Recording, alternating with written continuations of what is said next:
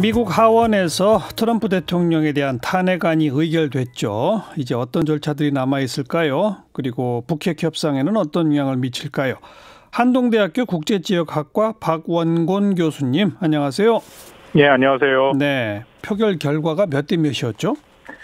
이변은 없었습니다. 전체적으로 두 가지 항목에 대해서 혐의에 대해서 투표를 했는데 예상했던 대로 공화당의 의원들은 전부 다 반대표를 던졌고 예. 또 그 민주당 의원들 같은 경우에 각각 3표, 4표의 표가 적긴 했었지만 그래도 전반적으로 또 찬성표를 던졌죠. 그래서 결과적으로 가결이 됐습니다. 그러니까 민주당 대 공화당 의석 분포 거의 그대로 표가 나온 거네요. 특히 공화당 쪽에서는 이탈표가 한 표도 없었다. 한 표도 없었죠. 예. 두 가지 혐의가 권력 남용하고 의회 방해죠. 예, 그렇습니다. 권력 남용은 지난 7월 달에 트럼프 대통령이 젤렌스키 우크라이나 대통령과 전화를 하면서 우크라이나 군사 원조를 무기로 해서 정적이죠. 지금 민주당 대선 후보로 나서고 있는 조 바이든 전 부통령 뒤도사를 압박했다라는 혐의고요. 의회 방해 혐의는 지난 9월 24일에 하원에 이제 탄핵 조사가 시작이 됐는데 트럼프 대통령의 측근들, 예를 들어서 존 볼튼 국가안보보좌관이라든지 닉 멀베이니 비서실장 같은 사람들이 당연히 의회 청문회 나가야 되는데 못 나가게 했습니다. 그래서 이제 의회 방해의 혐의가 있었던 거죠. 네, 이렇게 각각 혐의에 따라서 따로따로 표결을 두 번 하나요? 예, 따로따로 두 번을 하고요. 둘 중에 하나만이라도 가결이 되면은 탄핵이 되는 겁니다. 근데 둘 다 가결이 됐군요. 둘 다 가결이 된 것이죠. 우리나라 같으면 국회에서 탄핵안이 가결되면 그 즉시 대통령의 직무가 일단 정지되잖아요.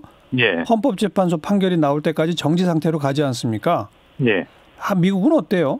미국은 이 양원제죠. 그렇기 때문에 그렇지는 않고요. 이제 정지되는 것은 아니고 이제 상원으로 넘어가게 됩니다. 상원에서 일종의 이제 비공개 재판식으로 열리거든요. 연방 대법원장이, 그러니까 미국은 그 헌법재판소가 없기 때문에 연방 대법원장이 재판장 역할을 하고요.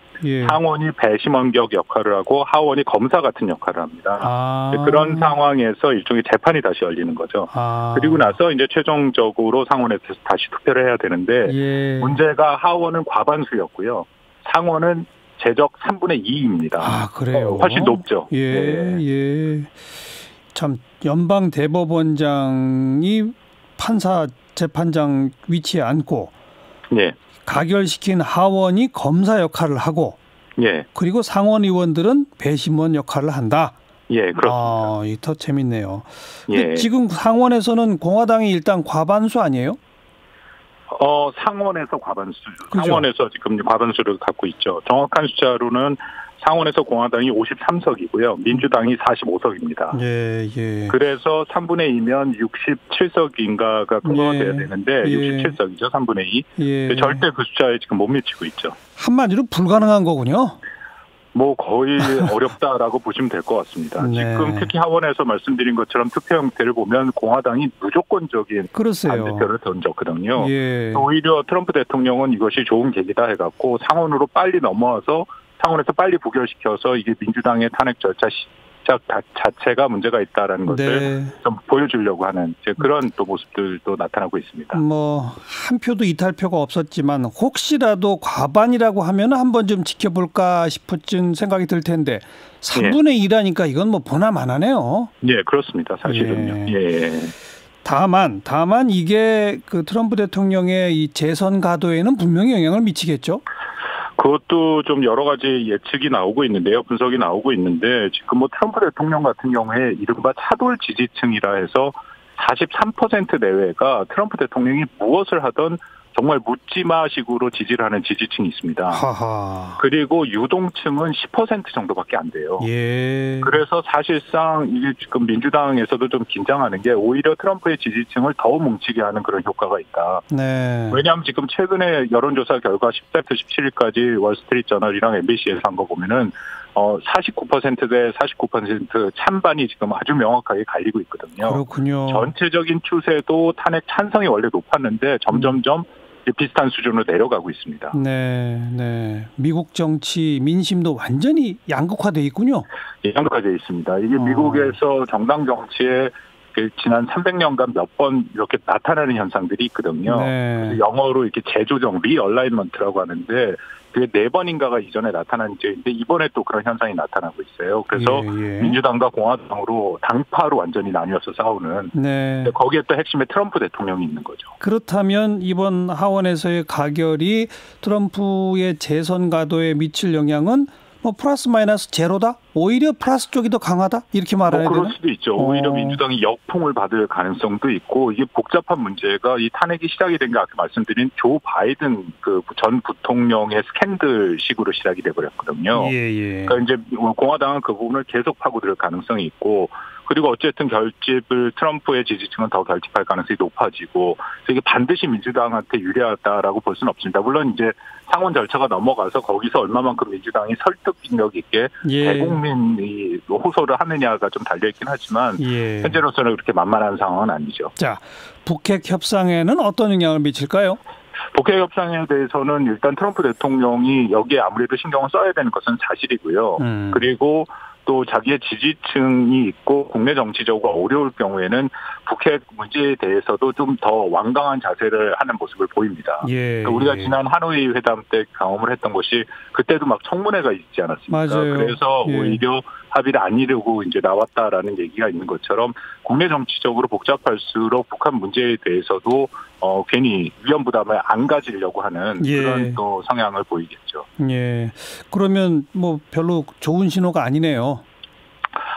정체적으로 근데 이게 뭐 그렇게 길게 갈 것 같지는 않고요. 이제 상원 절차라는 게 그래서 어차피 이제 북핵 문제는 조금 우리가 긴 호흡으로 봐야 되는 게 맞다라고 생각이 되거든요. 북한뿐만 아니라 전 세계 모든 국가들이 내년 이 미국 대선을 기다리고 있는 모습들이 있기 때문에 아마 그 중에서 북핵 문제에 대해서도 좀 기회가 올 수도 있다라고 생각합니다.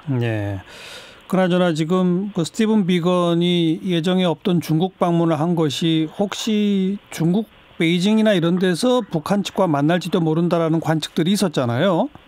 아직 관련 소식은 전혀 없나요?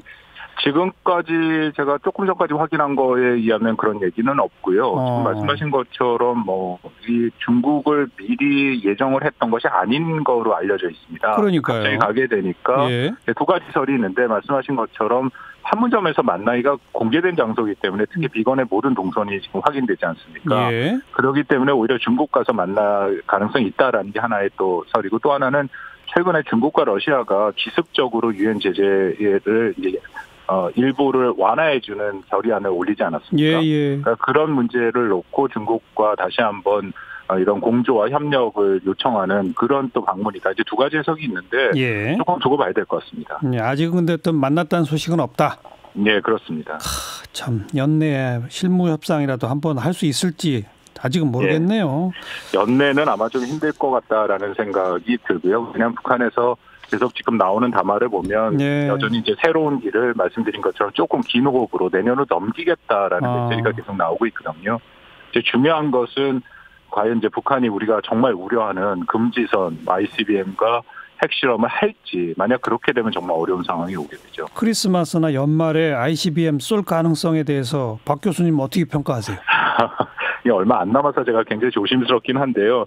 저는 쏠 가능성은 크지 않다라고 생각합니다. 왜냐하면 북한에서 계속 얘기한 게 어쨌든 연말을 시한으로 잡고 있거든요. 그리고 지금 그 다음 주에 바로 한중일 회의가 있고 또 중국에서 하는 중요한 회의인데 북한이 그런 식의 고강도 도발을 하면 이게 중국도 굉장히 불편해지거든요. 그리고 그다음 일정이 전원회의가 북한에서 전원회의가 있기 때문에 글쎄 시기상으로도 좀 어렵지 않을까 생각합니다. 알겠습니다. 오늘 고맙습니다. 감사합니다. 한동대학교 국제지역학과 박원권 교수였습니다.